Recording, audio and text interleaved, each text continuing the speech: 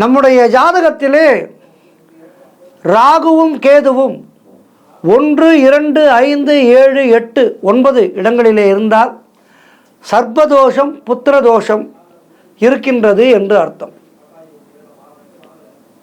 சர்ப்பதோஷத்தால் என்ன ஆகும்? திருமணம் தாமதமாகும். சர்ப்பதோஷம் இருந்தால் அவர்களுக்கு விரைவிலே திருமணம் நடக்காது. சர்ப்பதோஷம் உள்ளவர்கள் நாக சதுர்த்தி மற்றும் நாக பஞ்சமி நாளிலே விரதம் இருந்து நாகரை வழிபட்டால் திருமணம் தள்ளி போகிறவர்களுக்கு விரைவிலே திருமணம் கைகூடி வரும். அதேபோல் குழந்தை பாக்கியம் இல்லாதவர்களுக்கு விரைவிலே சந்தான பிராப்தி கிடைக்கும். நல்ல நீண்ட ஆயுளோடு கணவன் வாழ வேண்டும் என்று சுமங்கலிகள் விரதம் இருப்பார்கள்.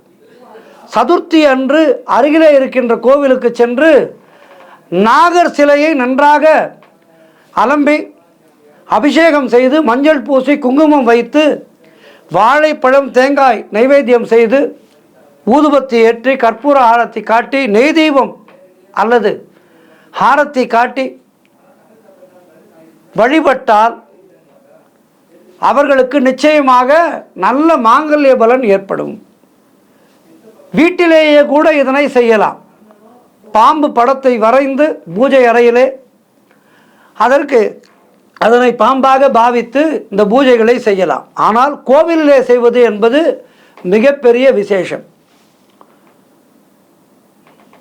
ஒருவேளை மட்டும் உப்பு சேர்க்காமல் சிற்றுண்டியாக சாப்பிட வேண்டும். இந்த பூஜை செய்கின்ற நாட்களிலே சுமங்கலிகள் முழு பட்டினி இருக்கக்கூடாது.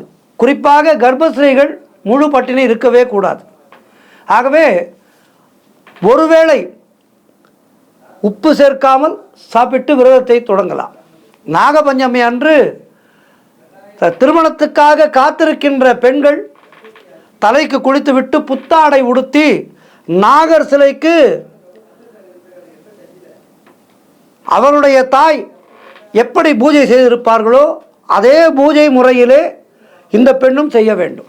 இந்த நாக பூஜை என்பது எல்லோருடைய இல்லங்களிலேயும் அந்த பெண்கள் வழி வழியாக செய்து வருவார்கள். இல்லை, எங்களுடைய குடும்பத்திலே யாரும் செய்யவில்லை என்று நீங்கள் சொல்கின்றீர்களா?